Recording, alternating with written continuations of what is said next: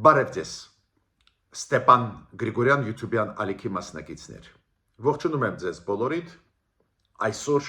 նոյեմբերի 27-ն է։ Մենք շարունակում ենք մեր աշխատանքը, այսօր էլ ունենք կարևորագույն հարցեր քննարկելու, շատ կարևոր հայտարարություններ արեց նախագահ Թուրքիայի պարոն Էրդողանը, Թուրքիայի պաշտպանության նախարարը, իրանք խոսեցին Հարավային Կովկասի մասին, հայ-ադրբեջանական հարաբերությունների մասին, շատ ուշագրավ հայտարարություններ էին, ու ինչ եզրակացության մենք կարող ենք գալ այս հայտարարություններից հետո։ Այդ դրա մասին կխոսենք շատ ուշագրավ հայտարարության, որը արեց Իրանի գեներալներից մեկը, Իրանի հետ կապված նաև այն հարձակման Իրանի դեմ, որը կոչվում է 12 օրյա պատերազմ Իրանի դեմ, շատ հետաքրքիր բաներ ասեց այդ Իրանի գեներալը, նաև ակնարկ արեց Ադրբեջանի դիրքորոշման մասին այն ժամանակ։ Մի քանի հայտարարություններով հանդես եկավ Ալեն Սիմոնյանը, Հայաստանի Հանրապետության ազգային ժողովի նախագահան, ստեղել հետաքրքիր է քննարկել այդ հարցերը, ու պետք է ասեմ, որ անպայման նորից մենք կանդրադառնանք ռուս-ուկրաինական հարաբերություններին, Դոնալդ Տրամփի նախաձեռնության մասին, Դոնալդ Տրամփի պլանի մասին, ստեղել անընդհատ գնում են զարգացումներ, ես սպասում եմ ուղղակի մոտ ժամերը, որ Ռուսաստանը վերջնական իր կարծիքը կասի, ու ամփոփ վերլուծություն կանենք, բայց ստեղել շատ ուշագրավ զարգացումներ շարունակում են գնալ։ Ուրեմն, սկսում ենք մեր այսօրվա աշխատանքը, ես խնդրանքս ուզում եմ կրկնել, խնդրում եմ բաժանորդագրվել, կիսվել, լայքել, խնդրում եմ նաև ֆինանսական աջակցություն տալ մեր YouTube-յան ալիքին, Ստեփան Գրիգորյան YouTube-յան ալիքի, որը անչափ կարևոր աշխատանք է կատարում եւ սփյուռքայության համար, եւ բոլոր առանց բացառությամբ Հայաստանի Հանրապետության քաղաքացիների համար։ Անչափ կարևոր աշխատանք է ու խնդրում ենք աջակցել մեր YouTube-յան ալիքին։ Ուրեմն սկսում ենք այսօրվա մեր աշխատանքը։ Գիտեք, մեկ հարցի մասին ես ուզում եմ անպայման խոսել, միջև մենք անցնենք քաղաքական հարցերի։ Դուք տեսնում եք Հայաստանում նվազագույնը 3 մարզերում հրդեհներ են բռնկվել։ Լոռի մարզում, Տավուշի մարզում, Գեղարքունիքի մարզում, մեր պատկան մարմինները ասում են, որ 4 տեղից բավական հեռու իրարից գտնվող 4 տեղից սկսվեցին այս հրդեհները։ Ճիշտը ձեզ ասեմ, դա շատ մտահոգիչ փաստ է, որը ի պաշտոնե ասվում է մեր պաշտոնյաների կողմից, քանի որ ավտոմատ դա առաջացնում է կասկածներ, որ այս հրդեհները ոչ թե պատահական են, ասենք չոր կլիմայի պատճառով են, ծառերը չոր են եւ այլ, անձրևներ վաղուց չկային, այլ կասկածներ են առաջացնում, որ դա մարդու ստեղծված հրդեհներն են միտումնավոր։ Ուրեմն իմ առաջարկը, հիմա դուք գիտեք, մեր փրկարար ջոկատները պայքարում են, այս աշխատանքը կարևորագույն տանում են, իրոք ես կասեի այդպես հերոսական պայքար են տանում այս հրդեհների դեմ, ես միայն շնորհակալություն կարող եմ հայտնել նաև կամավորներին, բայց անպայման պատկան մարմինները, ներքին գործերը, քննչական մարմինները պետք է նաև ուսումնասիրել հնարավոր արհեստական քայլերի, հնարավոր հիբրիդային պատերազմի կոնտեքստով այդ հրդեհները։ Ի վերջո, ինչու պետք է 4 տեղից միաժամանակ սկսվեին այս հրդեհները, առաջացնում է շատ ու շատ հարցեր, այդ կոնտեքստով էլ շատ կարևոր է ուսումնասիրել։ Ուրեմն Արայիկ կներեք, Ալեն Սիմոնյանը, մեր ազգային ժողովի նախագահան, ինքը հայտարարեց, երբ որ հարցերին պատասխանում էր ազգային ժողովում լրագրողների հարցերին պատասխանում էր, որ ինքը ասեց, որ ինքը չի ստացել հրավեր Ադրբեջանի կողմից մասնակցել, գնալ Ադրբեջան, մասնակցել ինչ-որ միջոցառումների, բայց ինքը դա պատրաստ է անել ցանկացած հարմար պահին։ Ավելին ինքը ասեց, մենք պատրաստ ենք հրավիրել, ինքը ասեց, ես պատրաստ եմ հրավիրել իմ գոլեգային, Ադրբեջանի Մեջլիսի նախագահին հրավիրել Հայաստան։ Ես ճիշտ ասեմ, որ այն քաղաքականությունը, որը վարում են գործող իշխանությունները, բարելավել հարաբերությունները Թուրքիայի հետ, նորմալիզացիայի գալ հարաբերություններում Ադրբեջանի հետ, խաղաղության պայմանագիր ի վերջո վերջնականորեն ստորագրել, վավերացնել, այդ քաղաքականությունը իմ կարծիքով ճիշտ քաղաքականություն է, բազմիցս ես դա ասել եմ, ու պարզ է այդ քաղաքականությունը նաև պահանջում է կոնտակտներ, տարբեր մակարդակներով, փորձագետների մակարդակով, գիտնականների մակարդակով, լրագրողների մակարդակով, պարլամենտների մակարդակով, ուրեմն այս հայտարարած Ալեն Սիմոնյանի կողմից առաջարկությունները, մտքերը կարելի է միայն դրական համարել։ Դուք գիտեք, մեծ աղմուկ է, որ Ադրբեջան մեկնեցին մեր փորձագետները, դուք հիշում եք, մինչև այդ Հայաստան եկել էին մի քանի միջոցառումների մասնակցել էին ադրբեջանցի փորձագետներ, առանձին այդ փորձագետներից առանձին մարդկանց ես ճանաչում եմ, մենք ունեցել ենք կոնտակտներ նախկինում, ես այդ process-ն էլ ողջունում եմ։ Դժվար է բանակցել, դժվար է քննարկել, ամեն ինչ դժվար է, բայց ցանկացած դեպքում, եթե մենք գնում ենք դեպի խաղաղություն հաստատելու մեր տարածաշրջանում, այն պաշտոնական մակարդակով բանակցություններին պետք է աջակցություն տաս, հասարակության մակարդակով, հասարակությունների միջև կոնտակտներով, պարլամենտի միջև կոնտակտներով, ինչքան էլ այդ process-ը չունենա խնդիրներ, չառաջացնի հարցեր, պետք է համագործակցես։ Ալեն Սիմոնյանին նաև հարցրեցին, ինչի հետ է կապված, որ գոնե այս փուլում, այս պահին Ադրբեջանը հրաժարվում է մասնակցել եվրոպական քաղաքական համայնքի այն գագաթնաժողովին, որը պետք է անցնի Երևանում մյուս տարվա մայիսի 4-ին։ Դուք գիտեք, այդ լրջագույն միջոցառում է, մեծ պատիվ է, որ Հայաստանին հնարավորություն տալիս են մասնակցել այդ լրջագույն միջոցառմանը, որ Հայաստանը կազմակերպի իր մոտ այդ լրջագույն միջոցառմանը, ու Հայաստանը, քանի որ հիմա հրավիրում է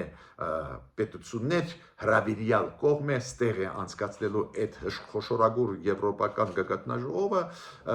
նաև հրավերներ ուղարկեց Ադրբեջանին եւ Թուրքիային։ Թուրքիային պատասխան չկա, կմասնակցի նախագահ Էրդողանը, թե ոչ, Ադրբեջանի առաջի արձագանքը նա էր, որ Իլհամ Ալիևը չի պլանավորում մասնակցել։ Ու Ալեն Սիմոնյանը ինչ ասեց, որ իր գոլեգան Ադրբեջանի Մեջլիսի նախագահան իրեն ասել է, որ այս մերժումը չմասնակցությունը Ալիևի դա կապված չի Հայաստանի հետ, նրա հետ կապված չի, որ Հայաստանում պետք է անցնի այդ գագաթնաժողովը, այլ գործոնների հետ է կապված։ Ես ենթադրում եմ, դա կապված է նրա հետ, որ Եվրոպական պարլամենտը, Եվրոմիության պարլամենտը, Եվրոպարլամենտի ինքը լրջագույն հայտարարություններ բանաձևեր ընդունել Ադրբեջանի դեմ ուղված ոչ այդքան հայկական հարցերի կոնտեքստով, ինչքան մարդու իրավունքների կոնտեքստով, որոնք իրոք ծանրավիճակ Ադրբեջանում մարդու իրավունքների կոնտեքստով։ Ու դրա մասին էր Ալեն Սիմոնյանը ասեց, նաև Ալեն Սիմոնյանը հարցերից մեկին, երբ որ պատասխանում էր, ասում էր, որ պետությունը զբաղվում է հայ գերիների հարցերով գտնվող Ադրբեջանում, ասեց, որ 23 հոգի ի պաշտոնե ֆիքսված է, որ հայերը իրենց բանտերում են, ու ինքը ասեց, այդ հարցը անպայման կլուծվի։ Ես հատուկ ուզում եմ նշել, որ այս 2-3 հարցերին պատասխանեց Ալեն Սիմոնյանը, որ մենք իմանանք ոնց են զարգանում մեր հարաբերությունները Ադրբեջանի հետ միջպարլամենտական օրինակ մակարդակով։ Արայիկա Արությունյան, դուք գիտեք, ինքը աշխատակազմի, վարչապետի աշխատակազմի ղեկավար է, Արայիկա Արությունյանը կմասնակցի հուղարկավորությանը Նիկիտա Սիմոնյանի Մոսկվա ինքը հիմա աշխատանքային այցելությամբ մեկնում է Մոսկվա, որ այդ թաղման արարողությանը մասնակցի Նիկիտա Սիմոնյանի, այդ լեգենդար ֆուտբոլիստ, լեգենդար մարզիչ, որը մեծ լումա ունի նաև հայկական ֆուտբոլի զարգացման հարցում, եւ սովետական ֆուտբոլի եւ հայկական մեծ հայ ու շատ կարեւոր է, որ Հայաստանը մասնակցում է բարձր մակարդակով այս թաղման արարողությանը, հուղարկավորությանը։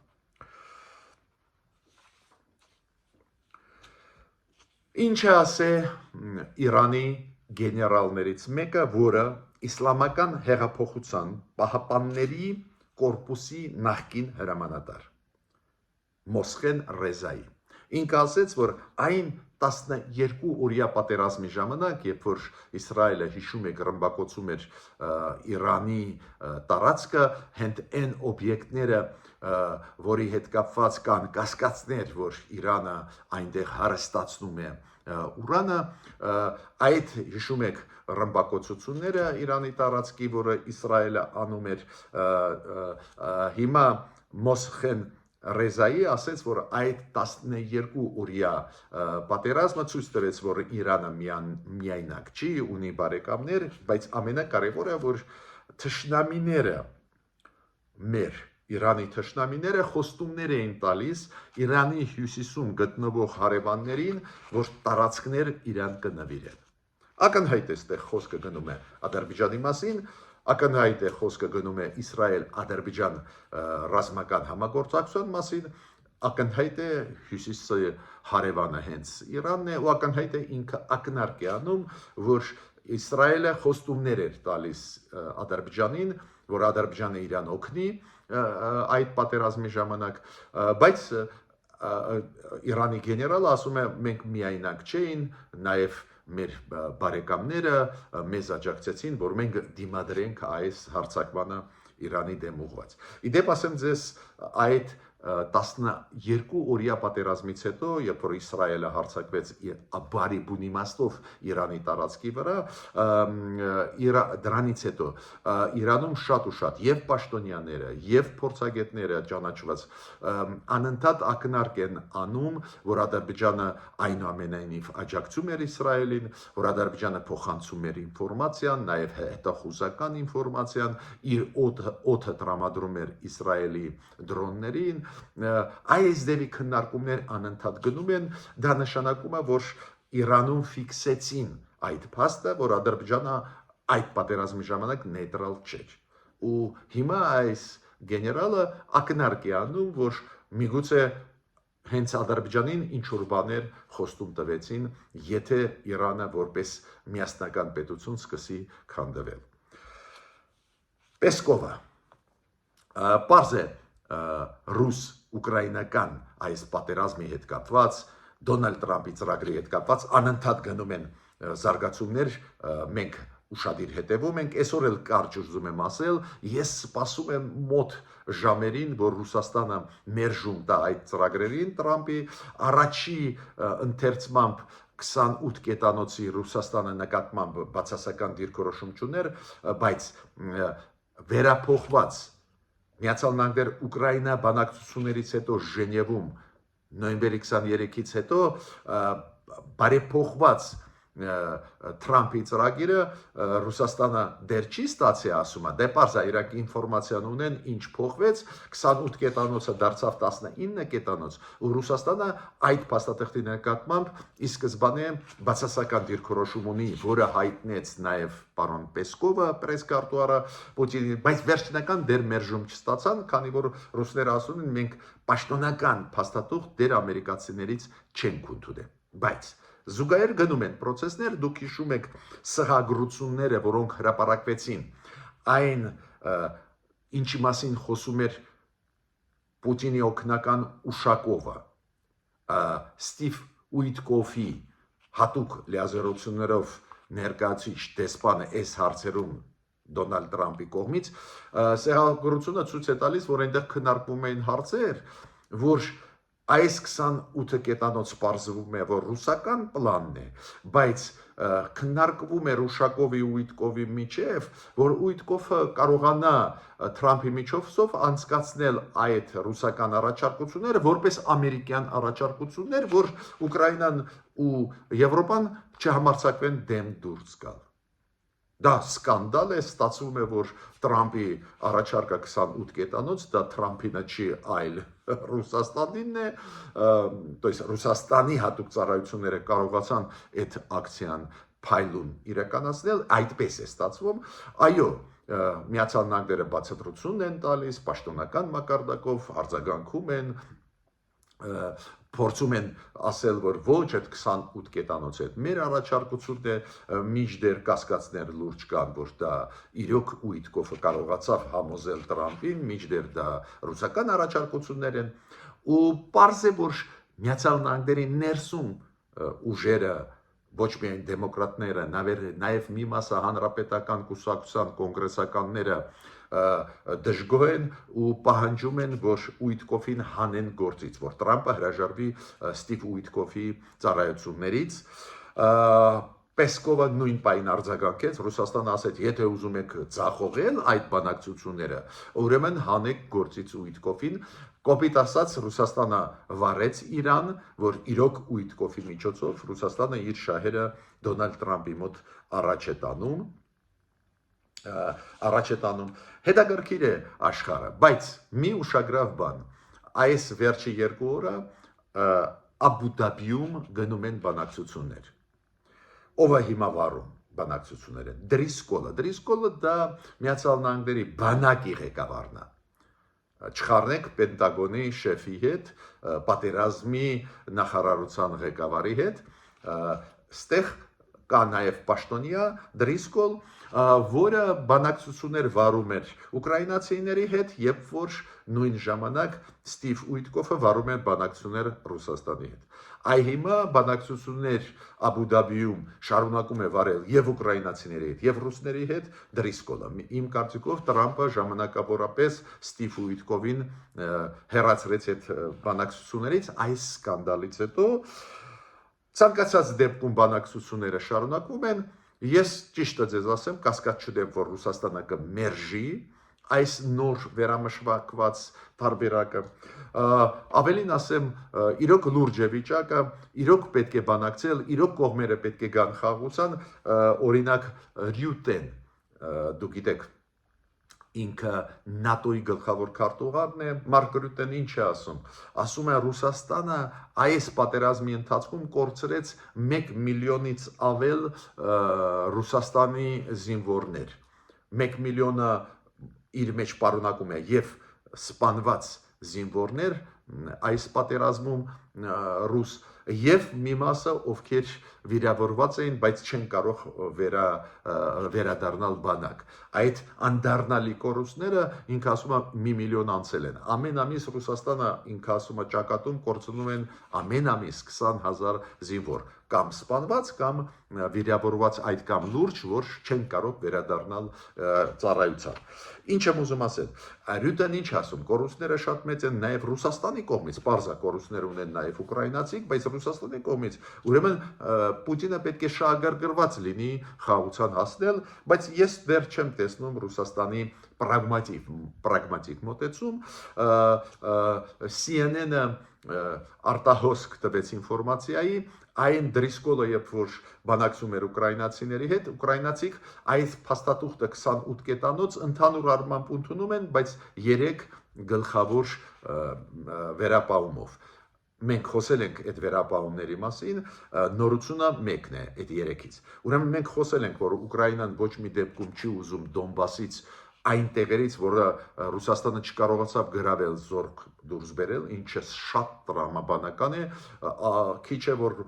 Ռուսաստանը ագրեսիա կատարեց, զավթեց տարածքներ Ուկրաինան էլ մի մասը պետք է ինչ նվիրի,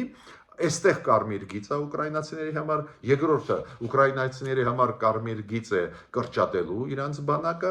Այդ մենք խոսացել ենք, բայց նոր բան կա, պարզվեց ուկրաինացիք համաձայն չեն հրաժարվել ՆԱՏՕ-ի անդամ դառնալուց։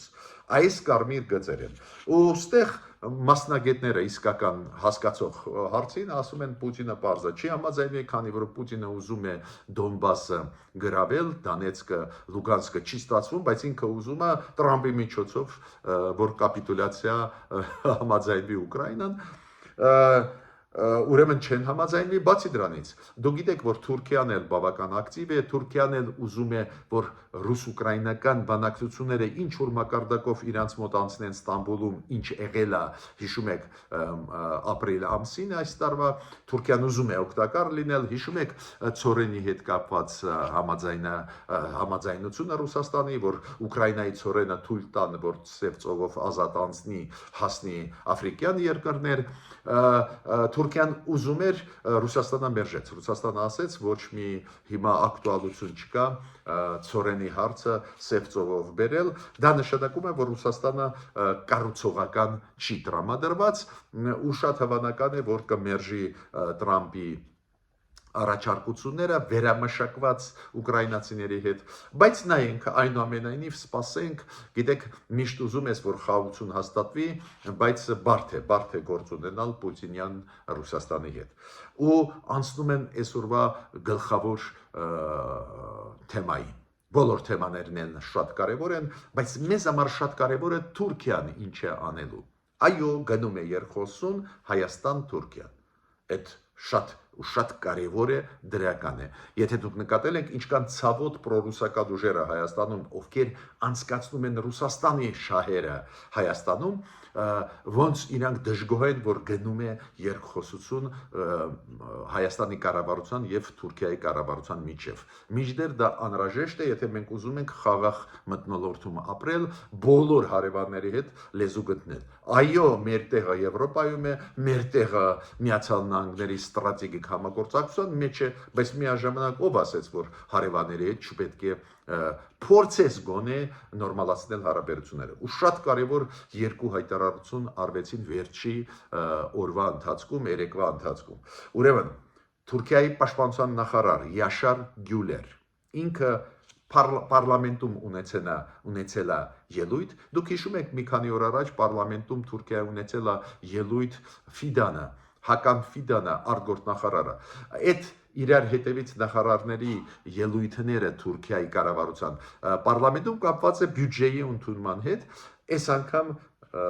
պաշտպանության նախարարը Թուրքիայի Պարլամենտում ելույթ է ունեցել ու ինքը ասեց, որ շատ դրական է տրամադրված դրա պատճառով, որ նախաստորագրվեց Վաշինգտոնում Հայաստան-Ադրբեջան պայմանագիրը ու հույսով է մոտ ժամանակներս այդ process-ը կավարտվի։ Բացի դրանից ինքը ասեց, որ Անկարան ուշադիր հետևում է այն զարգացումներին, որոնք գնում են Հարավային Կովկասում, նաև Հայաստան-Ադրբեջան կոնտեքստով, նաև այն process-ները, որոնք կամաց-կամաց բերում են խաղաղություն տարածաշրջան։ Ես հատուկ ուզում եմ նշել մեկ բան։ Նախկինում, երբ որ Հական Ֆիդանը ելույթներ են ունեցել, կամ այլ պաշտոնյաներ Թուրքիայի, նաև պաշտպանության նախարարներ, միշտ ինչ-որ բաներ ասում են մեր դեմ ուղված։ Բարեբախտաբար հիմա այս ձևի բաներ մենք գրեթե չենք լսում կամ ընդհանրապես չենք լսում, ավելին երեք նաև ազգային անվտանգության խորհրդի նիստներ Թուրքիայում, կարևորագույն Թուրքիայի պետական մարմիններից մեկը, ազգային անվտանգության խորհուրդ։ Այնտեղ ելույթ ունեցավ Էրդողանը, ու Էրդողանը այնտեղ խոսեց նաև հայ-ադրբեջանական այդ process-ի մասին բանակցային, շատ դրական գնահատեց դա, նաև ասեց երկկողմ հարաբերությունների մասին Հայաստանի հետ, Ադրբեջանի հետ, պարզ ասեց, որ Ադրբեջանի հետ մենք կայուն մշտական համագործակցություն ունենք, բայց բավական դրական արտահայտվեց հայ-թուրքական հարաբերությունների մասին եւ ասեց, որ Թուրքիան ուզում է, որ կայունություն հաստատվի տարածաշրջանում, ուզում է աջակցել։ Այս ելույթները ինչ են հուշում եւ 3-4 օրվա անցած ելույթը Հական Ֆիդանի, հիմա պաշտպանության նախարարի եւ անձամբ Թուրքիայի նախագահ Էրդողանի, որ իրանք պատրաստվում են ինչ որ բանի։ Այն ինֆորմացիան, որը ես ունեմ, բավական ստուգված վերստուգված, իրոք Թուրքիան մյուս տարվա սկզբում հունվարին պլանավորում է ինչ որ քայլ անել, օրինակ բացել թուրք-հայկական սահմանը, հայ-թուրքական սահմանը, օրինակ երրորդ պետությունների քաղաքացիների համար կամ բացել սահմանը դիվանագետների համար, ոչ միաժամանակ, այլ առանձին։ Իրոք տենդենսները գնում են դեպի դա, ես միշտ ասել եմ, որ Թուրքիան բարդ երկիր է, դժվար է այդպես 100%-ով ասել, բայց կարծես թե Թուրքիայում հասկանում են, որ այդ սահմանի բացումը նաև շատ ու շատ բաներ կտա Թուրքիային։ Միանշանակ կարող եմ ասել Հայաստանը կշահի դրանից, բայց Թուրքիան հասկանում է, որ ինքն էլ կուժեղանա տարածաշրջանում։ Ավելին, ես չեմ բացառում, որ հիմա հրետորաբանությունը փոխեց, քանի որ Հայաստանի կառավարությունը ինչ է առաջարկում։ Մարգարա անցակետով, ավտոմոբիլային ճանապարհով, որ Թուրքիան իր ապրանքները մտցնի Հայաստան, Հայաստանի ավտոմոբիլային ճանապարհներով հասնի Վայք, Վայքով մտնի Սյունիք ու Գորիսի ճանապարհով մտնի Ադրբեջան։ Եթե Թուրքիան համաձայն է ու Ադրբեջանը համաձայն է, դուք գիտեք, մեր սահմանապահ զորքերը հայտարարեցին, որ սահմանապահ կետերը, անցակետերը դրվեցին նաև Կորնիձորում, Խնձորեսկում, դա պատահականություն չի, Հայաստանը ասում է, մենք պատրաստ ենք ավտոմոբիլային պատրաստ ճանապարհները տալ ձեզ։ Քայլերը շատ ճիշտ են, շատ գրագետ, ինչու։ Դու դնում ես բարդ վիճակի մեջ Թուրքիային, դու պատրաստ ես համագործակցել ու եթե իրանք չընդունեն, պատասխանատվությունը իրանց վրա է։ Եթե ընդունեն, միանշանակ Հայաստանը կշահի, քանի որ ակնհայտ է դա, որ մեր համագործակցությունը Թուրքիայի հետ նաև մեզ է ձեռնտու։ Ես ավարտեցի իմ ելույթը, խնդրում եմ բաժանորդագրվել, կիսվել, լայքել եւ աջակցել մեր YouTube-յան ալիքին։ Մինչ նոր հանդիպումներ։